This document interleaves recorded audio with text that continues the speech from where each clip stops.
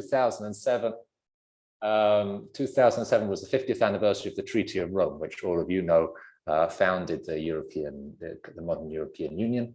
And there were events all the way throughout Europe, but there was nothing in the UK really planned. So we kind of posed as the official event to mark the 50th anniversary of the Treaty of Rome. And so what that meant that for the opening speech, which was a speech given by the Polish sociologist Zygmunt Bauman, all of these ambassadors and people from the government turned up, expecting that it was an event organized, I don't know, by the European Commission or by the Parliament or something. And instead, there was me and Lorenzo like giving a crazy introduction about how we were bored with European politics. And we had this utopian idea to gather together artists and writers. And these very important people were very upset that we didn't reserve seats for them, because why would we reserve seats for them? So they were sitting on the stairs while the young people like us were sitting on the seats.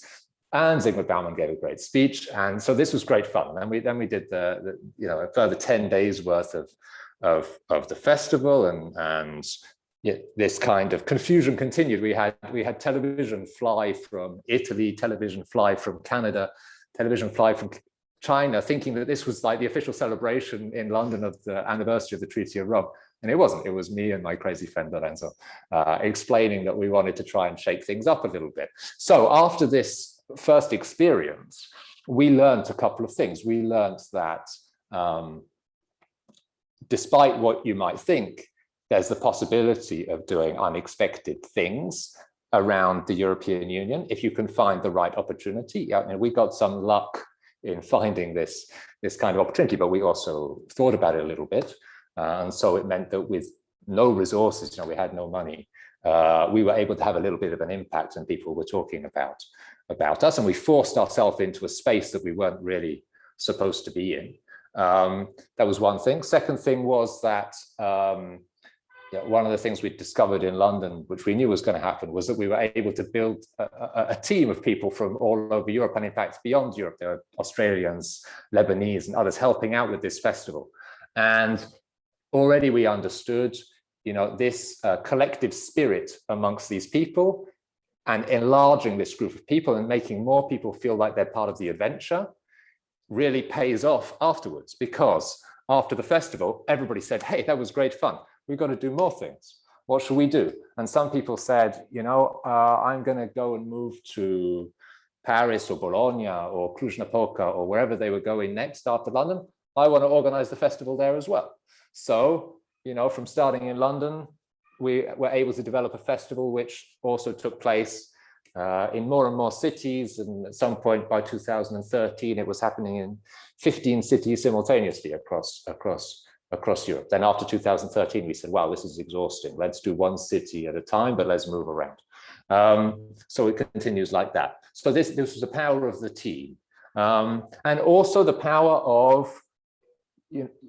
of working with no resources. I mean, now things are a little bit better in European alternatives, but when we started, we had very little resources, and that forced us to be as inventive as we possibly could about how we were going to get things done.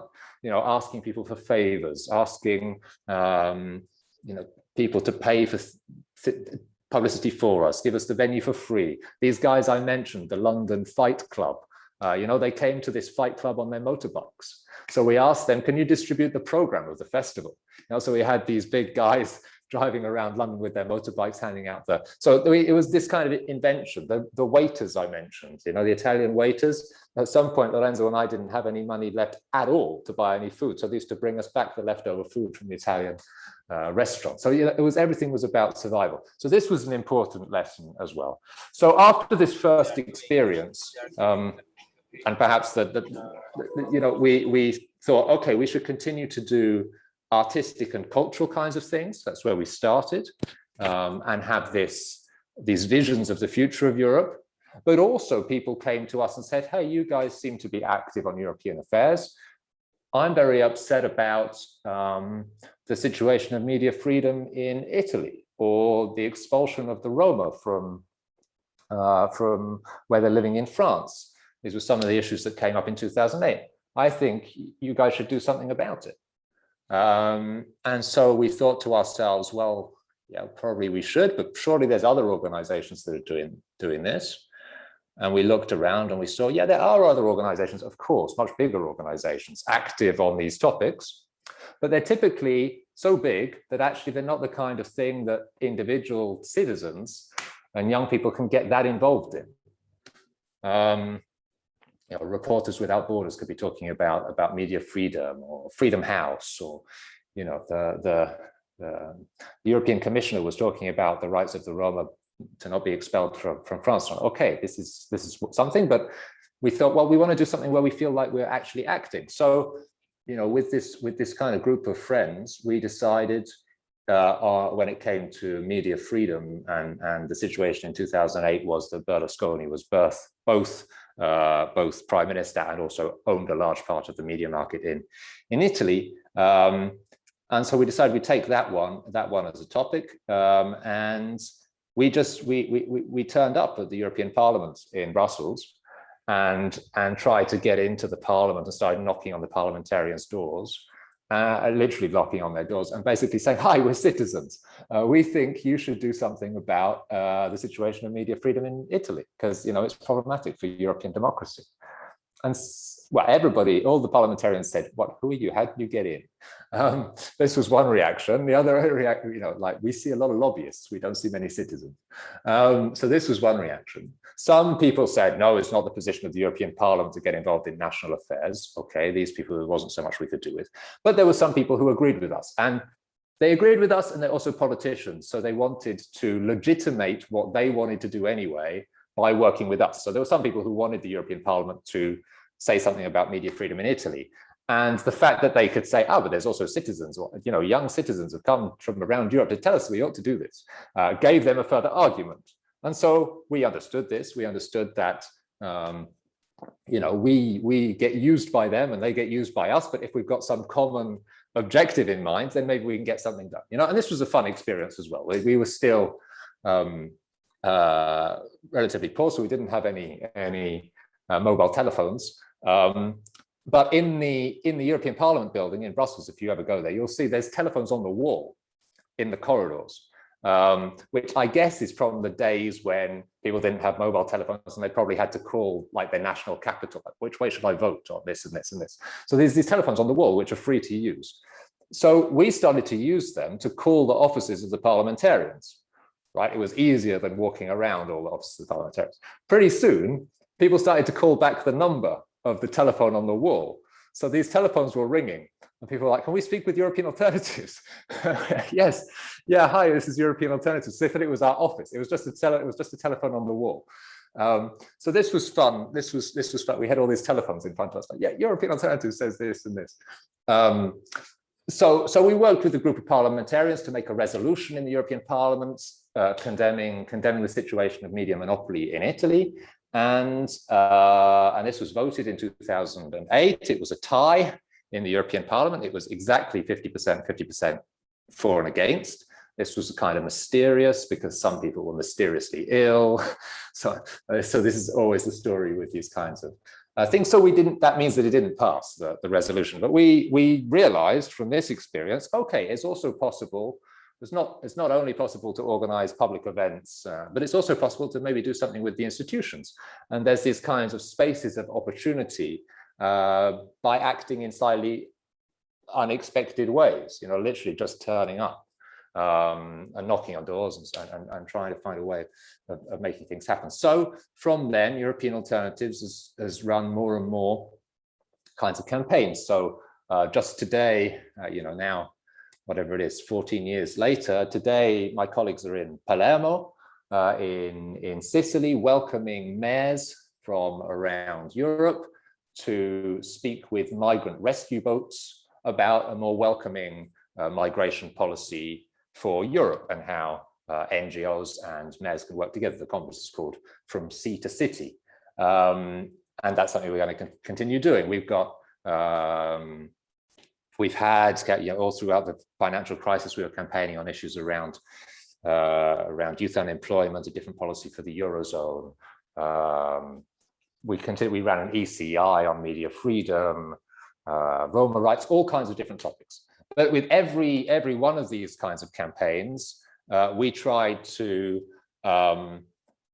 position ourselves as not entirely insiders in the European institutions and bubble, not entirely outsiders, but working in between, inside and outside. And this is an unusual position as well for those people who are trying to influence European affairs. There are plenty of people who are just totally outside. They don't really want to have anything to do with the European institutions. They don't know, they don't even try to find out how to influence them. There's these kind of insiders who are very well connected, probably have an office in Brussels, and are just all the time in this kind of European space. European Alternative said, look, if we want to do something different and maybe have a kind of impact, we need to be occasionally in the institutions, but much more across the European territory and acting in creative ways. So that means not just doing campaigning through conferences and manifestos, but doing creative actions in the public space involving artists, writers, and indeed the people who are concerned. You know, one of the things that was most surprising to me when we were in 2009, 2010 campaigning about the rights of Roma,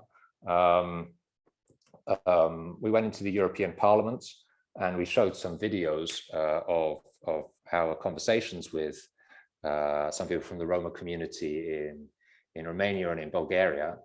And there were people from the European Commission, the European Parliament, who said, wow, how did you get these videos speaking with these people? We were like, yeah, we went there. We went there and we asked them if we could speak with the people, and we videoed it. Like, how do you think we did it? But it was such a shock to like, it's possible to actually go and have a conversation.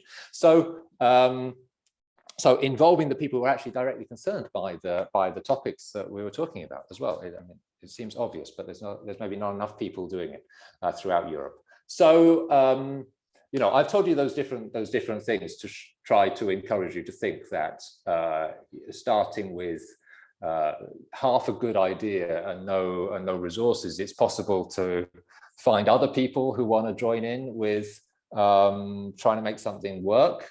And if you get something that's even half successful the first time or the second time or the third time, it probably lead you to other ideas and other things that will potentially work, and other people to do it with. And European Alternatives grew from, you know, two or three of us at the beginning. Now we've got a staff of 15 or so, and lots of people around Europe who help us out and so on. And I'm also telling you that because I've always tried to encourage inside European Alternatives that we remember a little bit how we started and where we came from, and this spirit of you can do a lot with no resources.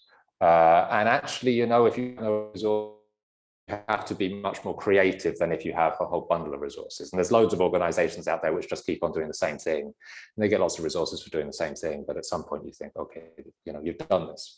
European Alternatives tries to be constantly inventive and coming up with new mechanisms. So I've told you that as well. Perhaps I say a final word because about a slightly different campaign, because it's somehow the way I got invited to be here, I think, is that European Alternatives over a year or so ago realized that the conference on the future of Europe was meant to start.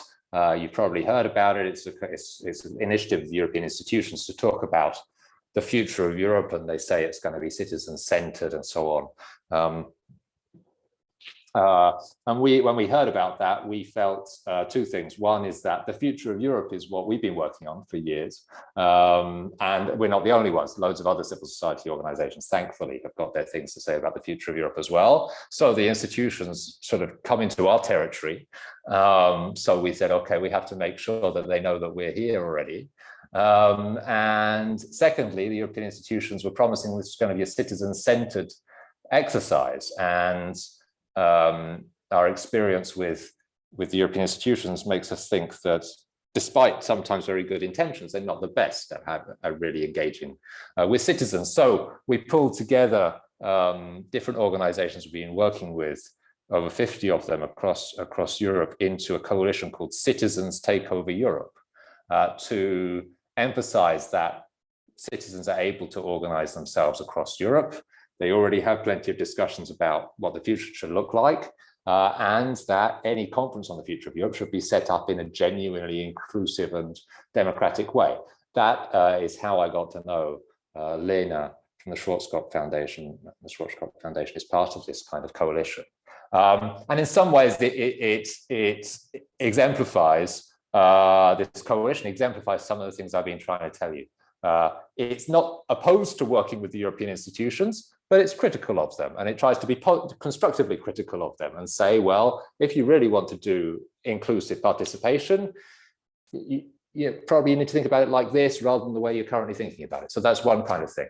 The second kind of thing this coalition does is it mixes up different sorts of formats. It tries to be creative and artistic, as well as dialoguing with members of the European Parliament. The third thing is that the coalition, although it has a lot of organizations in it, has almost no money. And so anything that we do has to be extremely inventive in the ways that we carry on doing it. And the fourth and last thing I will mention is that it tries to be genuinely trans-European. It's not just a bunch of organizations which are in Brussels or any other national capital. It's organizations which are working with citizens throughout the territory. So these are all things that we support as European alternatives, and we try to encourage other organizations and train them and network them to work alongside with us. And that's the last thing about our attitude, and then maybe I stop. The last thing about our attitude at European Alternatives is that it's not about building up the strength of European Alternatives as an organization to be like a really powerful force as European Alternatives. That's not really been our approach. Our approach has been, the more we can multiply the number of actors who are doing something similar, they might have slightly different ideas to us, that's a good thing. But doing things that are similar, the more that we can capacity build, the more that we can promote a new generation, engaging in European politics across borders in new ways, the closer we'll be to achieving the objectives of European Alternatives. So it's not about our organization, it's about our organization and empowering other organizations. And these two things go together. So that's the kind of reason why we're here today in extremely hot Athens with 50 ecofeminists, because we're networking them, we're training them, we're encouraging them to be even better ecofeminist artists, but not only artists, but also interested in politics and joining up with civil society organizations and so on. And, if we're able to encourage 40 of those 50 ecofeminist artists to maybe do something different than what they were already thinking of doing, that would be a huge success. So maybe I stop there.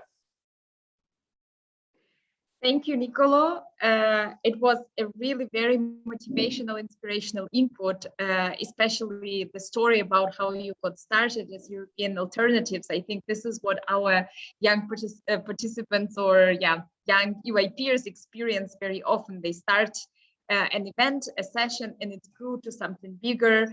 And we still, of course, have a challenge of bringing our events to that level that you described. And hopefully one of our sessions will be indeed perceived in such a way like the event you told us about, the first one with which you started. Unfortunately, time will not allow us for a big debate, but I still want to give an opportunity to at least one of our participants to ask a question or raise a point. So if anyone, Alyosha is here in the room, was first to raise his physical hand. So yeah, he can come now and ask his question. Hello. Hey. Nice to meet you. Thank you so much for talking. Like Helena said, I think a lot of the points you raised resonate with EYP. One of the things that we're talking about, especially this weekend, is moving to kind of institutionalize our role in active citizenship. And so I really was interested in how you were describing the in-between space you guys occupy. On the one hand, you guys are clearly have become important players in a kind of institutional debate around the future of Europe. And that's something that EYP also wants to become. But I thought it was really helpful to illustrate also that we're not lobbyists and we don't necessarily want to assume the role of the lobbyist. So I guess my question is, like, as a youth organization that wants to be taken seriously as a political actor that has real influence within this kind of drive towards active citizenship, do you have any kind of pointers, or could you elaborate a bit more about how we can really capture that influence and become more political actors without institutionalizing in the kind of negative ways you talked about? I hope that's clear. Yeah, it's clear. It's not an easy question. You know, I think off the top of my head, I think that you should not focus on the youth aspect. There's a lot of youth actors. You know, you don't need to tell people that you're a youth actor. People will see it. You need to maybe do things with other parts of the population that you approach from new angles. So I think that would be something that's powerful. I have the feeling that, yeah, there's a lot of youth actors, and sometimes they're quite self-centered in the sense they're always talking about youth problems, and youth have got all these difficulties, so, which maybe, I mean, it's true, but you're not the only ones. And so I think that something powerful would be joining up with other parts of the population, particularly vulnerable parts of the population. So this would be something that's different, and you know, I feel like that also would challenge you probably to keep on speaking in a way that's more or less real. Yeah, I've been to conferences all this week, and I've been with really bright people, genuine desire to change the way that European politics works and so on. But they spent decades speaking with the same institutional actors, and now they speak a language that is incomprehensible to anybody outside of the European bubble. If you go and speak with, I don't know, homeless people or Roma communities or migrants or, you know, all of these people, it forces you to speak in a different way. And also those people are way more demanding than the institutions will be, because they've only got time for you if you've got something really important to say, and some proposal for what to do that also sounds so I think that by thinking about how to engage with people other than yourselves, it forces you to be sharp, and it will give you a more credible message, a more unique message than you might otherwise have as a youth organization. So critical allyship instead of becoming a youth interest group. Yeah, you know, maybe that's just a message I want to send in general. Any mistake I've made in my life, I probably made it by thinking about myself rather than thinking out what I can do to empower other people. And that's probably not just something about me. Thank you very much. That's a very nice concluding remark, actually. So I think, Niccolo, you managed to summarize also the whole talk in this one last sentence that will definitely stay and motivate our talks throughout this weekend while working on active citizenship and developing further in the UIP context.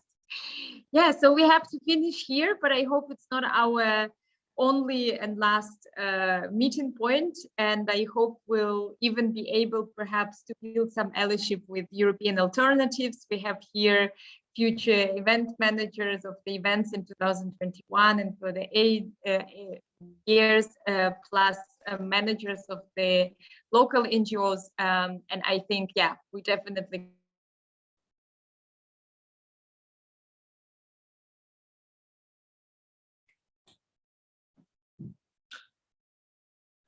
Elena stopped, but you know, we can fight through the technological difficulties to say all power to all of you. It was really a pleasure for me to speak with you. Don't hesitate to be in contact with European Alternatives or Citizens Takeover.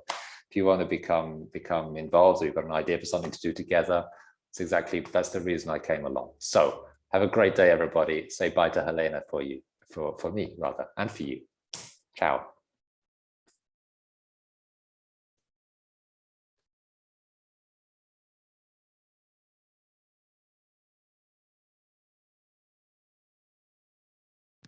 And Ayub.